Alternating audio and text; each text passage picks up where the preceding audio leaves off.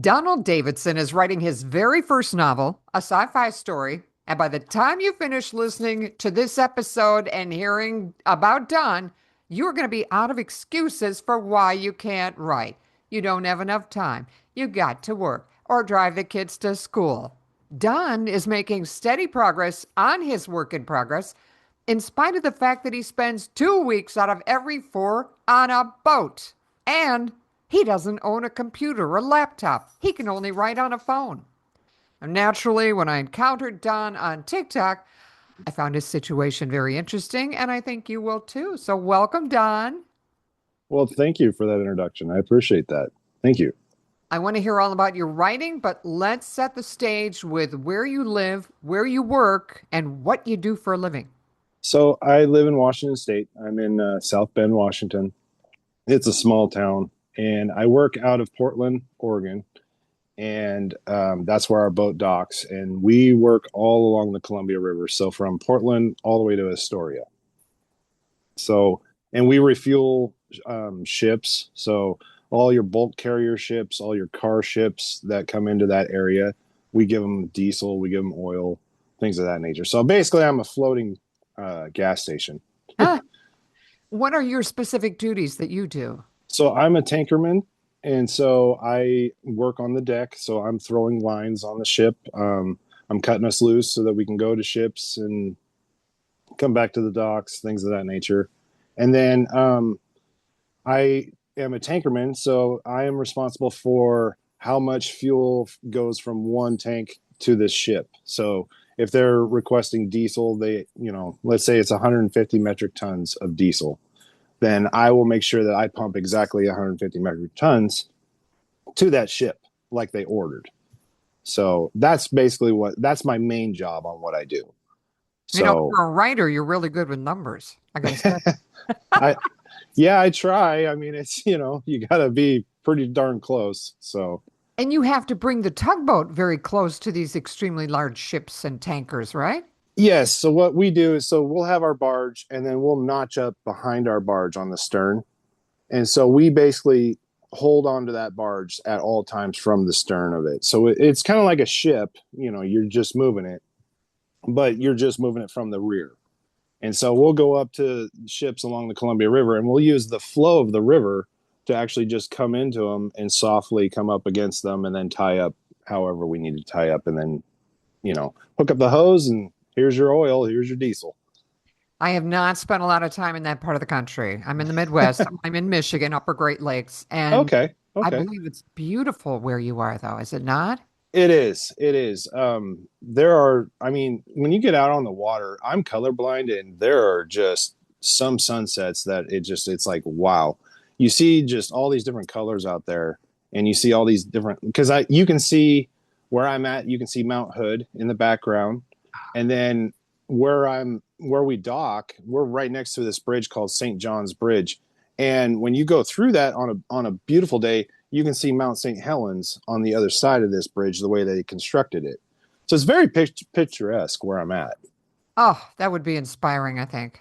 Yeah, it's very beautiful. Now, what So, is your work schedule like? so I do half a month on, half a month off. So I go from the 7th of the month till the 22nd of the month. And basically, we live on the boat 24/7 throughout that time frame. And so, whatever the job schedule is, we could have a job in Astoria, which is a 12-hour boat ride from where we're docked. And so, we go all the way out there. And so, I will do 6 hours on, 6 hours off. So, my work schedule is from midnight to 6 a.m. and from noon till 6 in the evening. So, those are the times that I'm on. So, I have had to work overnights before when I was in radio, and it's hellacious. It's uh-huh. hard on the body. Yeah, and it just like I said, it depends on the jobs that we have lined up. If we don't have a bunch of jobs lined up, then we can have like kind of more of a regular day Hmm. where you're going to bed at like a regular time, and kind of get caught up on sleep. But it does get tiring at times because your sleep schedule is one way, and then a couple days later it's a different way. So, Do you have any privacy there? yeah, we have our own rooms. Oh, So, okay. I mean, well. I have to share with another guy, but we're on opposite shifts, so it's it's kind of private, but not always. Okay, we are going to talk about how you actually do the writing, but let's talk about your writing. I said Sure. you were working on your first book, but it's actually a series. Well, I'm going to try and make it into a series. That's at least what my plan is. But yeah, it's my first ever book. I've never done this before.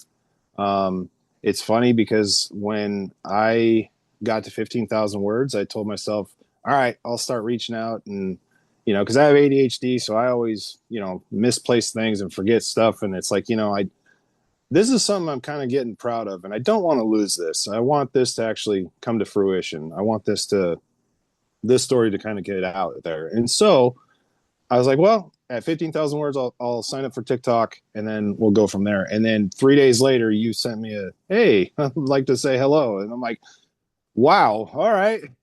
So, That is so funny that you were on TikTok for such a short time, but yeah, you are generating a lot of interest just because not just because you're very articulate, but your situation is unique for a writer. yeah. I mean, I'm working with what I got. I mean, I don't know the rules. I don't, I've never really done this at all. I've always thought about it, but it's the first time I've actually put my mind to it and actually tried to build that discipline and really bring something out of this. So What makes you want to write? I, I've always thought about it. I worked in corrections for 15 years. And so, I worked at three different facilities. One was a county jail and it was only a small facility. It was like 32 beds. And so you're dealing with that aspect of when people first, get off the streets and they're drunk or they're high on whatever, you see a lot of bad stuff. But then I moved over to the state side of it where it's prison side. And so that one, it's completely different. The politics are different. The just how it's run is completely different than the jail because these people are there for however long they're there. And so it really kind of shaped the way I view people. And during that time, I would do a perimeter walk, and you'd have to go in between the fences, right? And there's a bunch of barbed wire everywhere, and I mean, it's prison. Well, I just would walk that thing, and I'm sitting there doing my pacing because I'm the type that I'm learning. I build the world, and then I put people in it and see where the characters go. That's kind of how my writing style is evolving that I'm learning. Hmm. But so I'm sitting there walking this, and I'm like, what would it be like if I were on the moon and there was a prison here and we were stacking people like cordwood along this way here? And I'm looking at, and I'm just like running through scenarios. I'm running through all these different things, and I'm like, I got to write something someday because that can't be normal thinking. So I Writers don't know. don't think normally. I, No. I, I don't know. So that's kind of where it came from. It was like, you know what? I'm going to do something. I want to write something, but I want it to be unique like everybody. But I figured why not? Let's do this and see where it goes. And so far it's been a fun trip so far. Where are you at right now, word count? I am about 24,000 words right now. I took a few days off when I got home because I always do that when I come home because I got my family, so that comes first. So, but the story's going to be there, and plus, it gives me a moment to actually take a break and really, just stop thinking constantly about it because I get into hyper focus mode, and so I will literally just focus on that, and so it's a good break for me to actually just stop, chill out, be with my family for a few days, and then I'll get back at it. So you've So talked about where the impetus of the story came from, which is pretty amazing that you're walking around in a state prison and creativity gets fired up in your brain, which is yeah. great. I think it's impressive. Do you want to talk about the story itself? Are you keeping that to yourself? Sure. Yeah, and it's a science fiction book. I've always loved science fiction. I don't know why. That's kind of where the setting goes on this. But it's not like a heavy science fiction, if you will. At least I'm trying not to have it be that way. But it's basically about a story about these two characters, a male and a female. They make it to this planet, and it is essentially like a exploration type of book. They're discovering why this planet is the way that it is.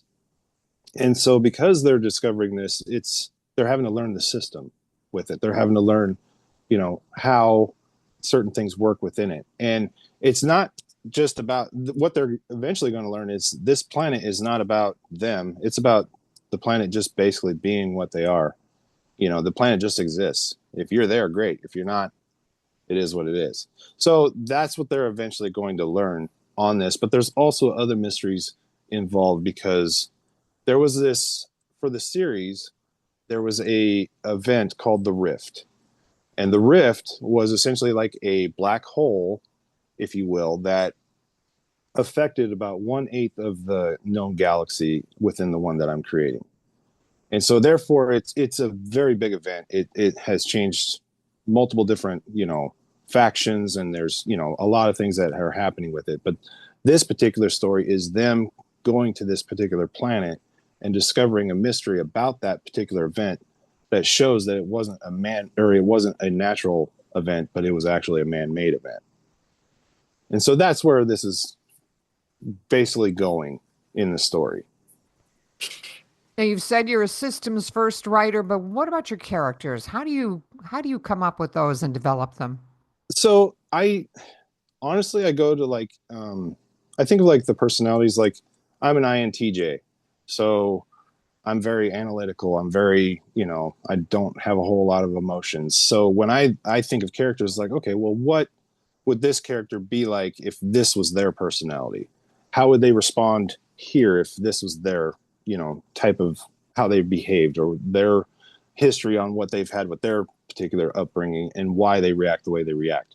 And so I basically do that. And I have like point A to point B that I want them to get to within the story, but however they do it, that's totally up to them.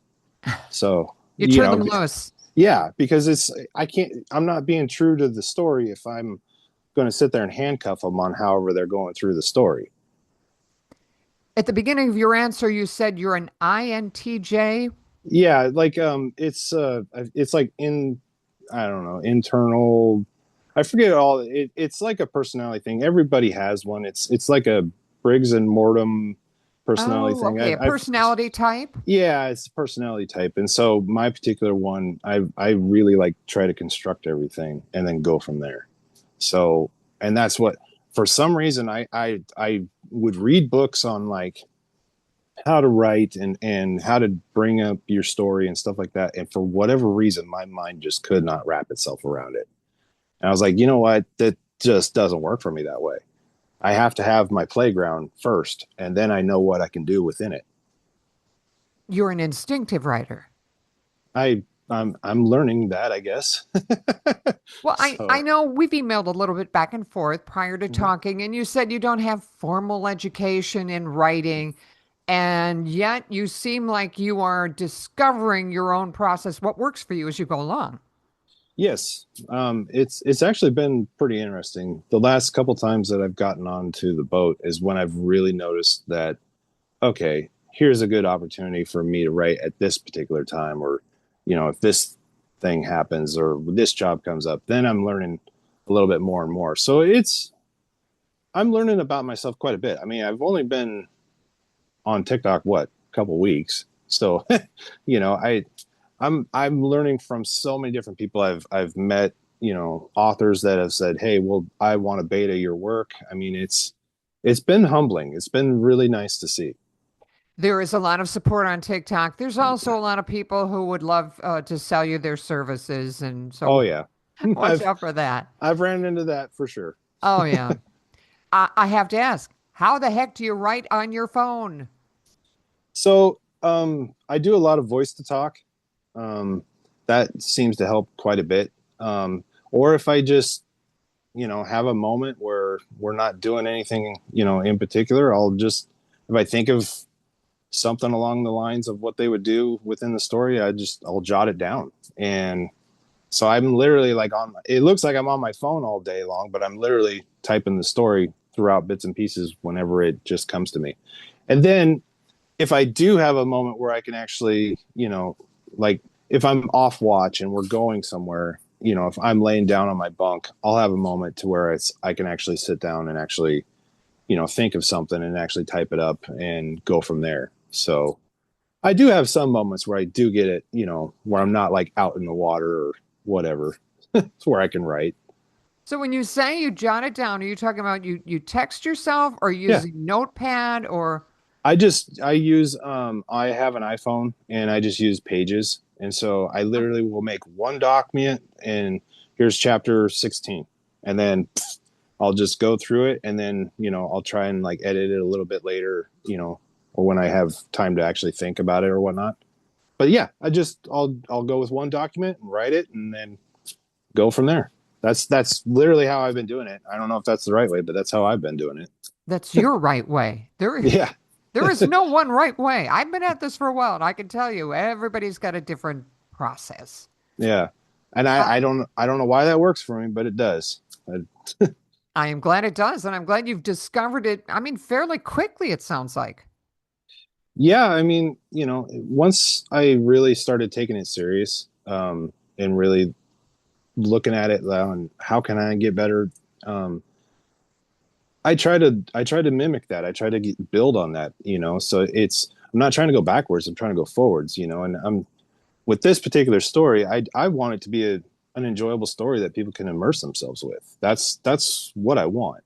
So, but we'll see. I mean, I got a lot to learn. So, and I'm trying to learn it quickly, but at the same time, I know it's going to take repetition and time to get better. You've got a family. Are you Mhm. letting your spouse read this as you go along? I offer. So no, she wants me to finish it and then she's going to read it. So, but yeah, no, she's super supportive on it. She's like, I'm happy that you're following your dream. So it's like, well, thank you. I appreciate that. So, definitely got her support. Wouldn't be doing this if I didn't have that. So, um, I think she's probably right with the finishing part because I used to do that to my loved ones. I would say, okay, "Oh, I've got this novel. Read this part of it," and right, then 5 years would go by, and so they would get angry, and I'm yeah, like, "Don't send us anything until it's finished next yeah. time." She's definitely like, just send it to me when you're done because right now you're confusing me. So I don't know what all that means. So, I don't know if you've already considered this because it's a little bit down the road for you, but once you finish your book, what are you going to do with it? Are you going to self-publish? Are you going to try to go the traditional publishing route? I'm learning all this as I go. I initially was going to self-publish. That's the goal. That's where I'm at right now. I want creative freedom with it. I do. Not that you can with publishing. I just don't know how all that goes. But I'm planning on getting it professionally edited. This is something that I am taking pride in because it's really grown on me. And I guess the more work that I see going into it, the more proud I become of it because it's like, yeah, I'm doing that. I'm trying to make this the right thing. So as of now, self-publishing, and we'll go from there. And are you prepared for the amount of promotion that you're going to have to do? I'm learning that there's going to be a lot. So yeah, I'm learning that there's a lot. So, and that was the other thing too, was, well, I might as well start now. I might as well start documenting this journey because I mean, how many, honestly, not, bragging, but how many guys are out there actually on a tugboat writing a book on their phone? I don't think there's a lot, so I if think I'm there would being, be one, Don. yeah. So, I mean, I figured, I might as well start now and get this going because I am going to publish one day and that's the goal. So, You know what? If I was your publicist, and I've written in my various work capacities a lot of press releases, such a big angle. You should be in all the local there, because it is a unique situation. yeah. And I guess I'm learning that more and more, I mean, I'm very humbled by it. I'm not trying to like exploit it, but at the same time, it's like, this is my life. So here it is. So, your book, did you tell us the title already? The series is going to be called Galactic Riftborn, and the book is going to be titled Avera, which is the name of the planet. Okay. And So. What are your expectations in terms of readership? Do you want to hit a number of books sold, or do you want to make a lot of money with it? Well, it's that's a goal, I guess. Everybody can dream. But no, I'm more realistic. I'm more of like, I want people to enjoy this book. I know it's not going to be for everybody. I'm learning that I'm a slow burner writer. So I know that's not for everybody. There's some people that want sci-fi that's like action packed, and it's like that's not me. That's not how I write. So I'm hoping that honestly that I just write a good series, I write a good book, and people will at least respect that I put in the work. So that's what I'm ultimately hoping. And if people lose their sense of time and get immersed in something I create, then that's great. That's what I'm hoping for. Is that what happens to you when you read the science fiction novels of other writers? Yes. Yes. I definitely, for whatever reason, like I can see what I'm writing in my head right now vividly, but it's so hard for me to put it onto the page.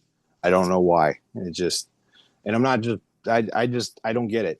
But yeah, for me, when I read it does, I get that picture in my head and I'm like, okay. And I do try to see the whole parameters. So like when I read like Tolkien, he's so descriptive on everything around him that some people are just like, okay, get to the point. But I'm like, that's awesome. So, That worked for you. yeah. So, Who do you like beside Tolkien? Who do you read?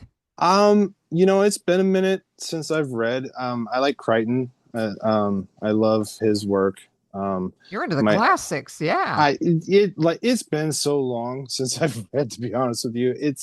I don't have the time. Like I've been, writing this book and that's been taking up all of my time. And I didn't with me writing, I didn't want to like, you know, be reading something and then have it just kind of subconsciously pop into my head as I'm writing. If that makes sense. Like I didn't want to be. Derivative? Yeah, well, like, like, oh, kind of like tailor it like on what I've been reading at that moment or whatever. If that makes sense. I just wanted I'm going to start reading a lot more. I can tell you that right now. But I just wanted to be able to write this and then see where my voice is and then go from there, you And know. that's the trick that I'm not the trick. That's the challenge is to be inspired Mhm. by the things that you loved to read when you were able to read them, Sure. but to actually find your own voice. Yeah. I'm finding that I'm a very trusting writer. um, you know, my sister, one of them, she has read quite a few and she was a published author way back in the day. And she had one book out and she was reading it and was like, yeah, you leave a lot of tension. And I go, what do you mean? And she goes, well, you don't really like go into depth for the description. You actually let the reader trust what they're going to think about whatever emotion they're going to feel. And I was like, oh, well, that's what I'm going for. So, but she said that it's kind of like I'm not super descriptive, so so I'm learning that about myself, like that. Yeah, I guess I am not super descriptive. I kind of tell a story to the point. So I'm learning, you know. Your sister sounds like a really good beta reader. Yeah, That's yeah. the kind of feedback we all want. Oh, for sure, for sure. And I was like, okay, that makes sense. So Does it bother you that you don't use more description or no? no, no, it doesn't bother me. I mean, I know I'm gonna learn and get better as I continue doing this. So that's how I'm treating it. Is every day just try and get better. And you know, I I respect people that I have way more articulate words and way more prosh in their you know what I mean? Like they've been doing this for so long that they just have a flow. I respect that. But I'm just learning my style and I'm learning that I'm pretty, I guess, blue collar, if you will. Mhm. You have to trust yourself and Yeah. trust your own voice. Yeah. That's So so funny you said that because I just bought a book at a festival called The Blue Collar Blues, and it's oh, great. It's nice. very fun. Nice. Um, so what advice do you have for other writers, Don? Ooh. I have two. So my first one would be about yourself. pick a creed, a motto, whatever it takes for you, if you're going to be writing, and stick to it. So like for me, my creed is, be true to the worlds I create, no matter the cost. That is my creed. So whatever I'm going to write, that's what it's going to be. So I'm not going to pander because somebody likes a character or things of that nature, if that makes sense. So I'm going to do what the story calls for. But number two, don't stand in your own way. Would be my advice for other authors. I'm literally writing on my phone. It's got a cracked screen. It's an iPhone 11. You know, that's my office. That's where I write my book, and I've been doing it this whole time. So that would be my suggestion. If you have a phone, you have an office. Just write it. You can always edit it later and do whatever you need to, but take that moment. If you think of something, just jot it down in your phone real quick. There's 2 paragraphs. Boom. So that would be my suggestion. Don't stand in your own way. Just do it. A lot of writers do think, oh, no, I've got to have a couple hours or it's just not even worth it to try. And you're saying squeeze whatever time into it that you can. Yeah. I mean, there's no other time, and nobody else is going to write your book. That's true. So I do want to, you in an email you wrote, and I just love the way you put this. You kind of okay. put it that way earlier, but you said, if my dumbass can write a book on a tugboat on a phone with a cracked screen, then I know you can do it. By you, meaning other writers. Exactly. Yeah. I mean, yeah, just like I said, if my dumb ass can write a book, yeah, anyone can write a book. So, and I mean that. I mean it. I'm learning, and that's what this journey is. That's what I'm hoping to do is get this thing published and go from there, and hopefully somebody enjoys it. You said anyone can write a book, but do you know how many people start writing a book and then never finish it? Well, I was definitely one. you know, I mean, I had ideas all the time, and I would start, and so that's the other reason why at 15,000 words I said, you know what? No, you're gonna get your butt onto something that's gonna force you to be accountable, and you're gonna get this thing done. So, Well, let's back up here. I thought this was your first book, but you said you've had ideas well, before and you've yeah, started before. How early were you writing? gosh, I mean, it wasn't like it was just mostly like ideas, mostly like brainstorming, if you will. So it wasn't like sit down, write the book type of thing. I never wrote chapters or anything like that. And I think honestly, it just, I, I just the way I was thinking at the time, it was, you have the ideas, but I never really wrote them down. So now is the first time where I've actually wrote down and actually put that discipline to work. And so, yeah. So, I mean, it wasn't writing a book. It was more ideas. Which is where it all starts. Right. Are you getting more confident as you go along? I am. Yeah, I am. It's, I've met a few people that have been able to proofread a little bit, some of my stuff, and they've been giving me good feedback, and so yeah, I feel more confident on how I want to take this story and what my characters would do in certain situations. I'm getting more comfortable trusting that.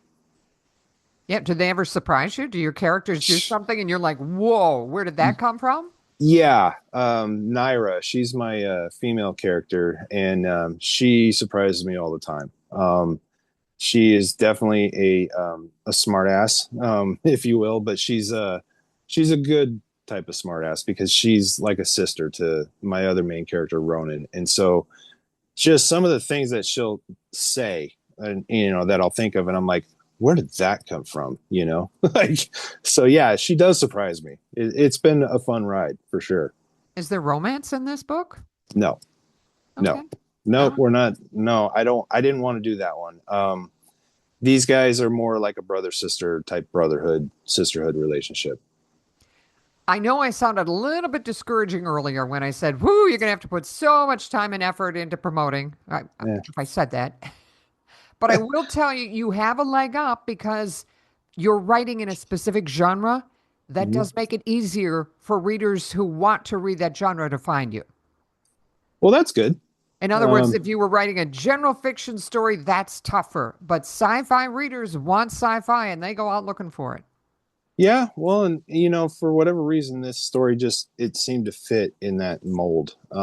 Just with the way it's, I mean, it's from planet to planet. It's dealing with all sorts of different things that it is sci-fi. It's just I'm learning that I'm more of like my characters are more of like an emotional type of um, release, if you will, like the way I'm writing it. I wasn't expecting to have emotional releases in the book the way that it is, but I'm actually enjoying the way that it's coming out. So Is it giving you emotional releases as you write?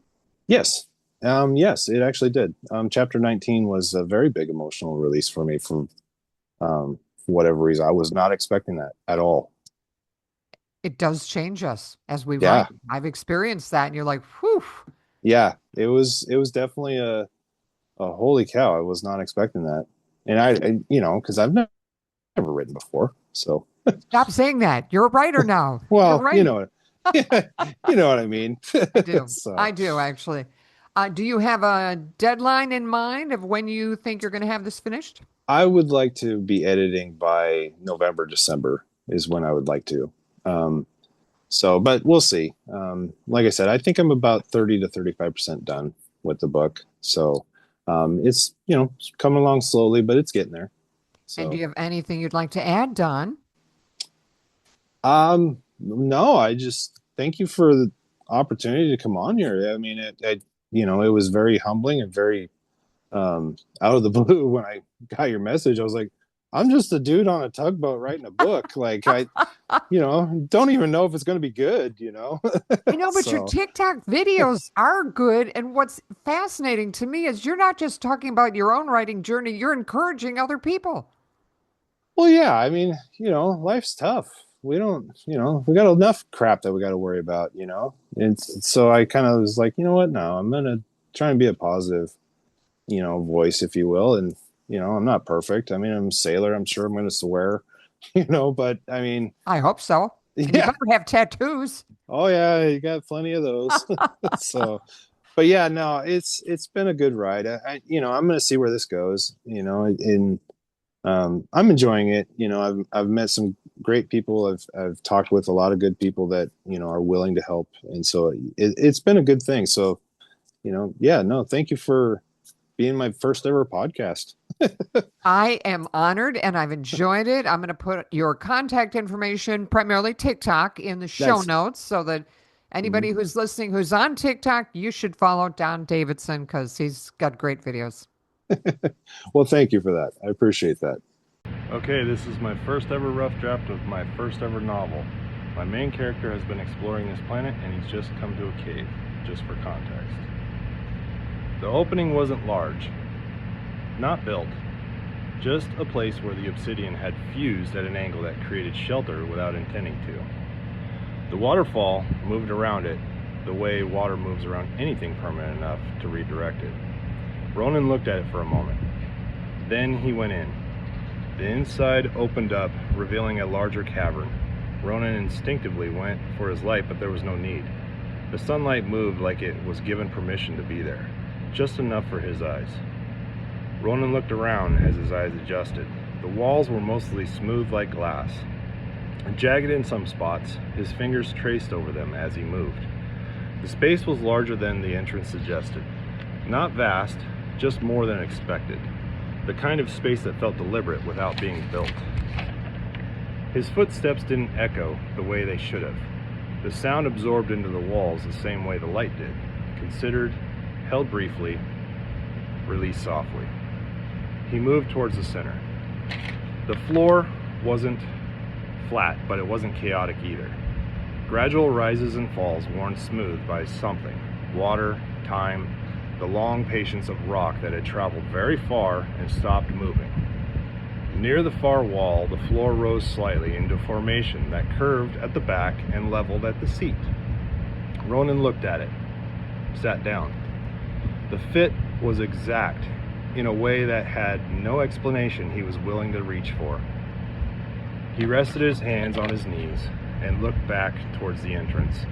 The filtered light, the sound of the waterfall reaching him softened and changed by the walls around him. He thought about the tree outside. On Krunox, the circuit trees grew near water sources. His mother had known their names, not just the species, but the individual trees near their home. She'd said once that they grew towards sound rather than light, that they followed voices. He hadn't thought about that in a long time. He hadn't let himself. The wall across from him caught the light in a particular angle as the sun moved. The obsidian shifted from opaque to something closer to translucent. Depth appearing behind depth. And in the center of the shifting surface, he leaned forward. A word, not carved, not placed deliberately, fused. Pressed into the glass during impact, the material of Krunox embedding itself into Avera's surface in the moment of collision. Misshapen at the edges where the force had been uneven, partially obscured where the glass had folded over it, but legible. To him, only to him. He looked at it for a long time.